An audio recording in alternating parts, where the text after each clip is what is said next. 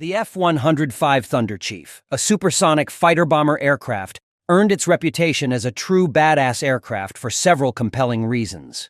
First and foremost, its design, conceived in the 1950s by Republic Aviation, was a response to the evolving needs of the United States Air Force during the Cold War. The Thunderchief, also known as the Thud, quickly became an iconic symbol of American air power.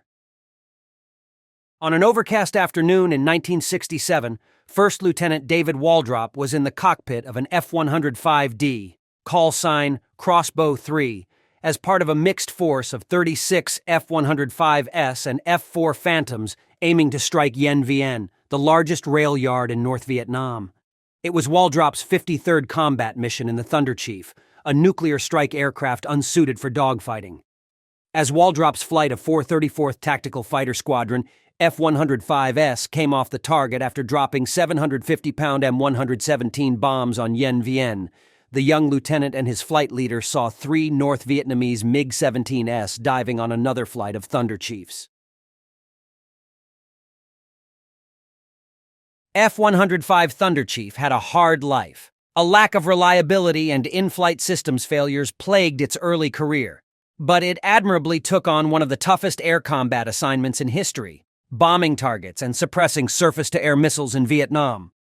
Of the 833 F-105S produced, 334 were lost in combat, along with over 150 aircrew. Despite its depressing 40% attrition rate, the F-105 was a qualified success and would become an icon. For that, we can thank those who designed and adapted it, and those who flew and fought in it. The 388th Fighter Wing at Korat Royal Thai Air Base in Thailand, from which Waldrop flew, gave him credit for 2 kills, but the Air Force later confirmed only the second. That kill had additional confirmation from famed F-4 pilot Colonel Robin Olds, who was lining up the same MiG with a Sidewinder when Waldrop blew through his shot, chasing the 17.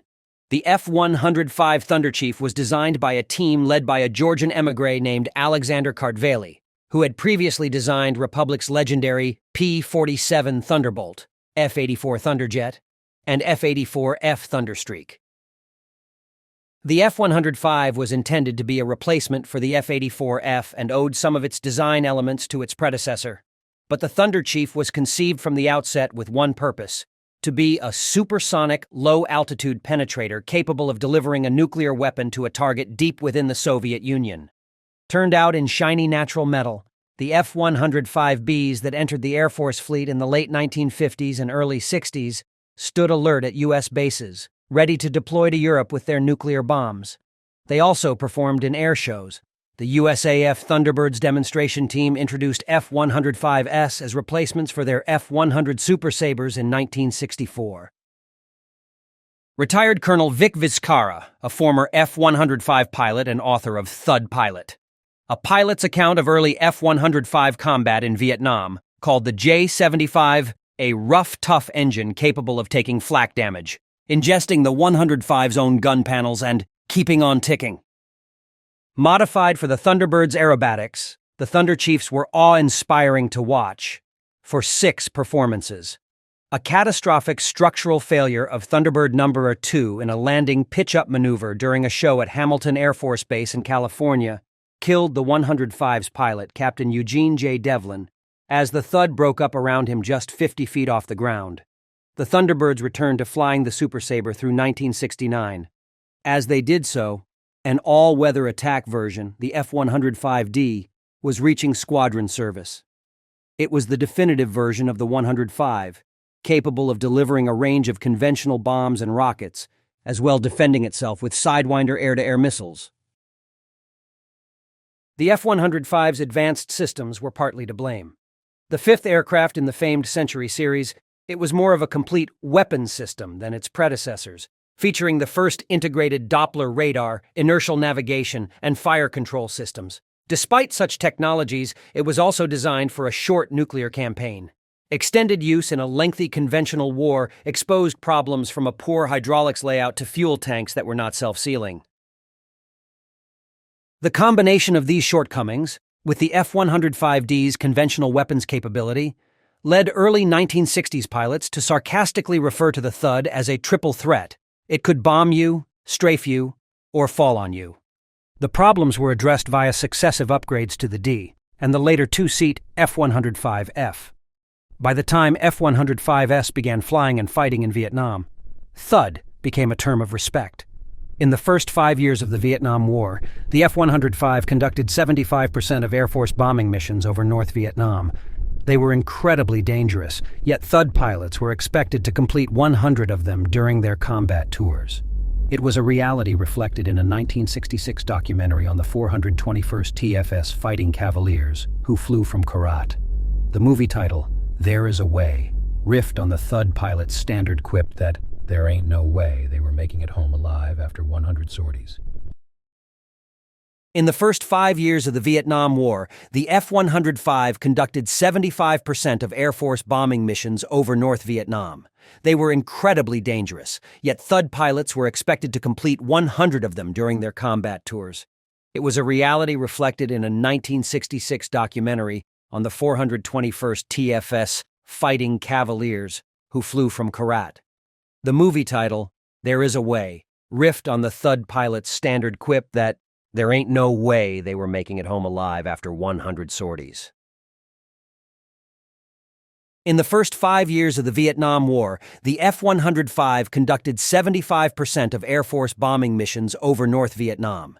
They were incredibly dangerous, yet Thud pilots were expected to complete 100 of them during their combat tours. It was a reality reflected in a 1966 documentary on the 421st TFS Fighting Cavaliers, who flew from Korat. The movie title, There Is a Way, riffed on the Thud pilot's standard quip that there ain't no way they were making it home alive after 100 sorties. The movie shows, with admitted corniness, who the Thud pilots were, generally older, more experienced pilots, including grandfathers from diverse flying backgrounds, even bomber pilots. With few exceptions, they loved the Thud and trusted their lives to it. As such, they remember every detail of the airplane. Vizcarra liked the 105's relatively spacious cockpit, with its vertical tape instrument panel displays and detail touches like a built-in thermos bottle with a drinking tube located behind the ejection seat headrest. When you were coming off a target with adrenaline pumping, Vizcarra recalled, you'd end up getting cotton mouth, very dry. A good sip of water was just the right thing.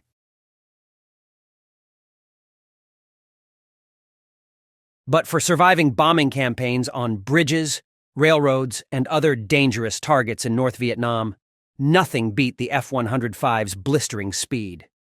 It was a very solid, stable airplane, Vizcarra said. That baby loved to go fast. The faster it went, the faster it wanted to go. Because it was so fast, it also wanted to go in a straight line. In a straight line, the F-105's low-altitude speed was limited to 810 knots, 930 miles per hour, due to the tendency of its canopy sealer to melt. But with lives at stake, they did go faster in Vietnam, up to 870 knots, 1,001 miles per hour, right on the deck, Vizcarra remembered. It was life for the most dangerous Thud sorties. The surface-to-air missile, SAM hunter-killer Wild Weasel missions that two-man crews in the F-105F flew near Hanoi. The two-seat trainer variant F-105F was 31 inches longer than the single-seaters to accommodate a rear cockpit. The 143Fs built basically flew like the F-105D, but for Wild Weasel duty were modified with special radars and jamming systems. Instead of bombs, they carried Shrike missiles, which homed in on SA-2 SAM's radar signals. Taking out the 100 Soviet and Chinese SAM sites operating around Hanoi by 1966 was vital but costly. 11 F-105Fs arrived at Korat in May 1966, and another 7 deployed to Takli Air Base, also in Thailand. In their F-105Fs and later F-105Gs, the Weasels were not only first in, but also last out on a strike. However, their presence was often enough to intimidate the SAM operators and make them turn off their radars, allowing American strike packages to reach their targets and get out alive. Former Thud pilot and author Colonel Jack Broughton called the Wild Weasel missions the grimmest contest yet conceived between sophisticated air and ground machinery and people.